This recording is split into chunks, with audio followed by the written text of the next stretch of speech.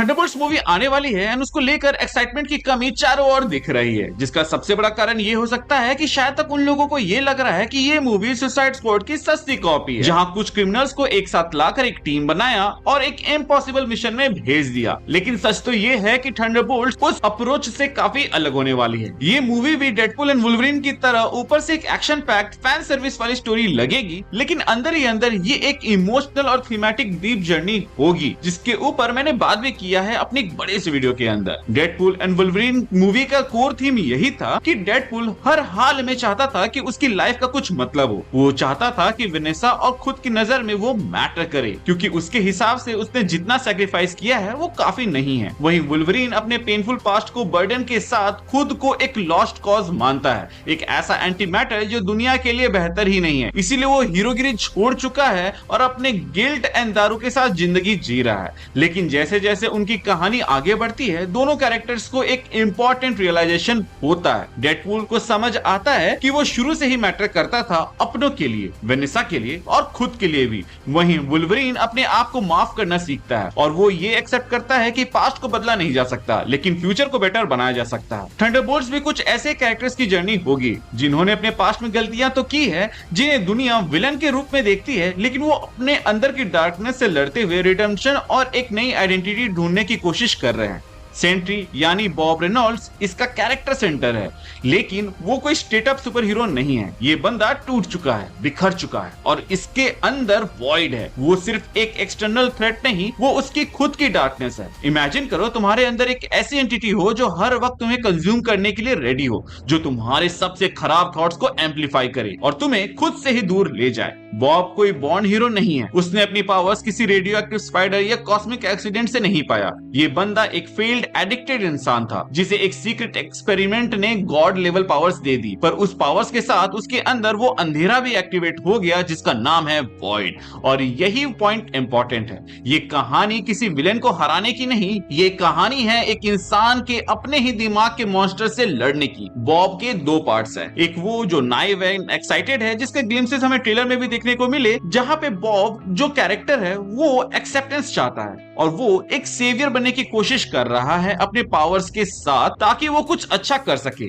इसीलिए वो वैल के अंदर काम करने को रेडी हो जाता है एज सेंट्री। वहीं दूसरा जो बॉब का पार्ट है वो है वॉइड, जो डार्कनेस का प्योर एम्बॉडीमेंट है, जो कि ना सिर्फ बॉब के बॉडी पे काबू पाता है, बल्कि वो तो पूरे न्यूयॉर्क के लिए खतरा बन जाता है और वहां पे डार्कनेस फैलाने लगता है। ऐसी डार्कनेस जहां लाइट का नामो निशान ना हो। पूरी मूवी इसी स्ट्रगल के अराउंड घूमती है कि कैसे बॉब अपने पास्ट से, अपने गिल्ट से, अपने पावर्स के बर्डन से लड़ता है और वो कैसे अपने अंदर के मॉन्स्टर से टकराता है और कैसे ये सब उसको एक हीरो बनने के रास्ते में ले जाती है। लोग पूछ रहे हैं ना कि ये टीम किस काम की, वॉइड के सामने तो ये लोग कुछ कर ही नहीं सकते, जो कि सही बात है। अगर फिजिकल फाइट होगी तो वॉइड इनको बस कुछ सेकंड के अंदर खत्म कर देगा। लेकिन थंडरबोल्ट्स का रोल लड़ने का नहीं, उनका काम है बॉब को कंट्रोल तक पहुंचाने का। एंड थंडरबोल्ट्स से क्यों? क्योंकि बॉस ये लोग उसके जैसे ही हैं, जो लोग अपने लाइफ में अंधेरे से लड़ चुके हैं, जो समझ चुके हैं कि किसी ब्रोकन इंसान को कैसे हील करना है। हर मेंबर इस टीम का किसी ना किसी ट्रॉमा का सर्वाइवर है।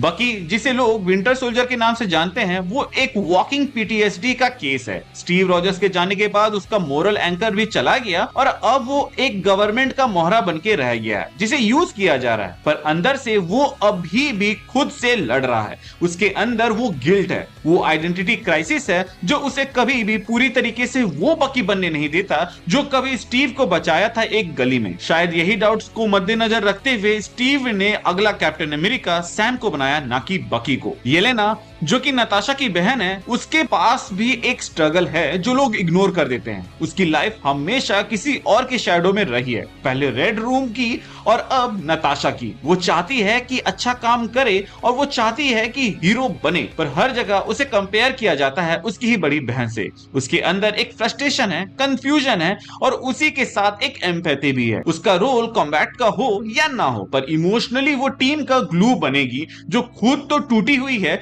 पर दूसरों को भी जोड़ने में मदद करेगी। और यही सबसे बड़ी राइवल बनेगी वॉइड की, क्योंकि वॉइड इसको दिखाएगा कि वो हमेशा किसी और की शैडो में नहीं, बल्कि खुद के ही शैडो से दबी हुई रही है, ठीक बॉब के जैसे, जिसको येलेना कॉन्कर करेगी एंड उसी के बाद वो बॉब की मदद करेगी। अगर हम बात करें घोस्ट की यानी कि ईवा की, तो उसका पेन सबसे रॉ है। उसके लिए लाइफ हमेशा एक नॉन स्टॉप सफरिंग रही है। क्वांटम एक्सपेरिमेंट्स ने उसका बॉडी और माइंड दोनों तोड़ दिया। उसकी हर एक ब्रेथ, हर मोमेंट एक टॉर्चर है। वो बाय चॉइस विलन नहीं बनी थी, बल्कि मजबूरी में बनी थी, क्योंकि उसको सरवाइव करने के लिए वो रास्ता चुनना पड़ा था। पर उसके अंदर एक डिजायर है, शायद कभी उसको भी पीस मिले, किसी तरह वो भी नॉर्मल लाइफ जी पाए। थंडरबोल्ट्स उसके लिए एक लास्ट चांस ही नहीं, बल्कि एक आखिरी कोशिश है कि वो सिर्फ एक वेपन नहीं, बल्कि एक इंसान बन सके और लोग उसको एक्सेप्ट करें। वहीं अगर हम बात करें रेड गार्डियन की, तो ये एक पुराना सुपर सोल्जर का सस्ता कॉपी है, प्लस बेकार बाप है और एक फेल्ड पेट्रियट है। उसका टाइम खत्म हो चुका है, पर उसके पास एक नया रीजन है जीने का, जो कि है येलेना।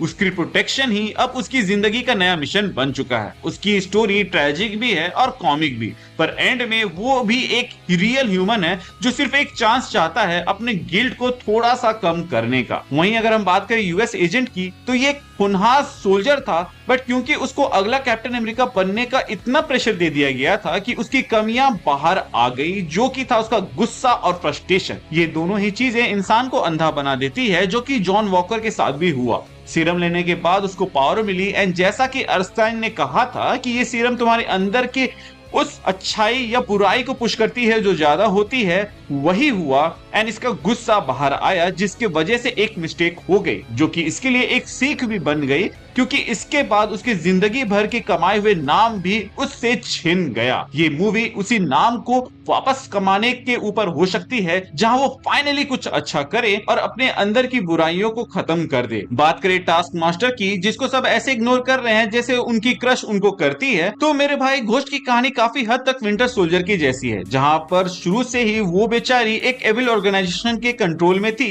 इसीलिए उसको कोई यहाँ पे फुटेज या भाव नहीं मिल रहा है। बट अगर देखो तो ये बकी से भी ज्यादा स्ट्रगल की है, क्योंकि इसको कभी भी वो मौका नहीं मिला जो कि बकी को मिला है। मतलब कि बकी एवेंजर्स के साथ जुड़ के एक बार दुनिया को बचाया है, तो उसका थोड़ा नाम में जो दाग लगा है वो हल्का हो चुका है, बट शायद तक इस मूवी के अंदर उसको वो मौका मिले। इन सब लोगों का कनेक्शन सिर्फ एक मिशन नहीं है, बल्कि इनका कनेक्शन है पेन। सब ने कुछ न कुछ ऐसा झेला है जो उनके अंदर एक परमानेंट स्कार बन चुका है। ये कोई क्लीन कट हीरोज नहीं है, ये सब ग्रे जोन में है, और इसीलिए इन्हें चूज किया गया है, क्योंकि बॉब जैसा बंदा जिसके अंदर इतना डार्कनेस है, उसे सिर्फ वो लोग समझ सकते हैं जिन्होंने खुद कभी अंधेरे का चेहरा देखा हो। वैलेंटीना इन सब को इसलिए लेके आई है क्योंकि उसके पास एक एजेंडा है। गवर्नमेंट को ये प्रूव करना है कि क्रिमिनल्स को हीरो बनाया जा सकता है, पर उसके हिडन मोटिव्स अलग हो सकते हैं, शायद पावर, कंट्रोल या पॉलिटिकल डोमिनेंस। ट्रेलर में वो कहती भी है कि मुझे नहीं लगा था कि तुम लोग में से कोई बचेगा, मीनिंग कि उसने ही सबको भेजा था एक दूसरे को मारने के लिए, क्योंकि उसके हाथ सेंट्री जैसा पावर हाउस लग चुका था। पर आयरनी ये है कि सेंट्री को कंट्रोल में रखने के लिए जिनको वो मरवाना चाहती थी, उनको ही अपने साथ रखना पड़ेगा। चाहे वैल का इंटेंशन कुछ भी हो, लेकिन उसके एक्शंस ने ही उन सब को हील करने में मदद की है, एंड वो अब हीरो बनने के रास्ते में चल चुके हैं। थंडरबोल्ट्स एक्शन से ज्यादा एक साइकोलॉजिकल बैटलफील्ड है। ये मूवी किसी गुड वर्सेस एविल स्टोरी की नहीं है, बल्कि ये मूवी है ट्रॉमा वर्सेस हीलिंग की। हर कैरेक्टर अपने पास्ट से भाग रहा है, लेकिन मिशन के दौरान वो सब फेस करते हैं कि उनका असली एनिमी वॉइड नहीं है, उनका असली एनिमी उनका अपना गिल्ट है, उनका पेन है, उनका ब्रोकन आइडेंटिटी है। और सबसे पावरफुल पार्ट ये है कि वॉइड को रोकने का तरीका भी फाइट नहीं है,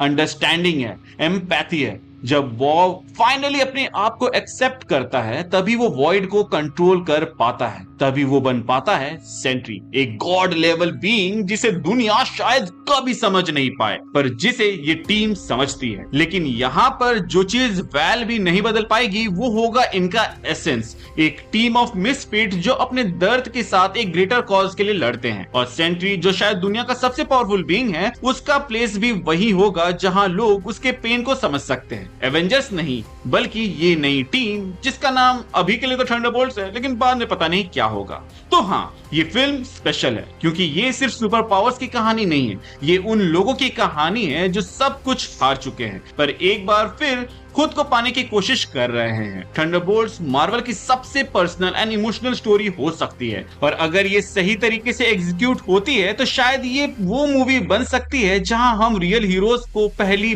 बार उनके सबसे वनरेबल फॉर्म में देखेंगे। खैर, मेरा ओपिनियन तो थंडरबोल्ट्स को लेके काफी ज्यादा स्ट्रॉन्ग है। आपका क्या है, आप हमें कमेंट सेक्शन में जरूर बताइएगा, क्योंकि at the end of the day जिस तरह ये मूवी के अंदर सारे हीरोज अपने डार्क साइड से लड़ने वाले हैं, वैसे ही हम भी डेली अपने जीवन में ऐसे ही ये फाइट्स लड़ते रहते हैं। तो I hope you are doing well, and अगर ऐसा नहीं है तो चिंता मत करो भाई,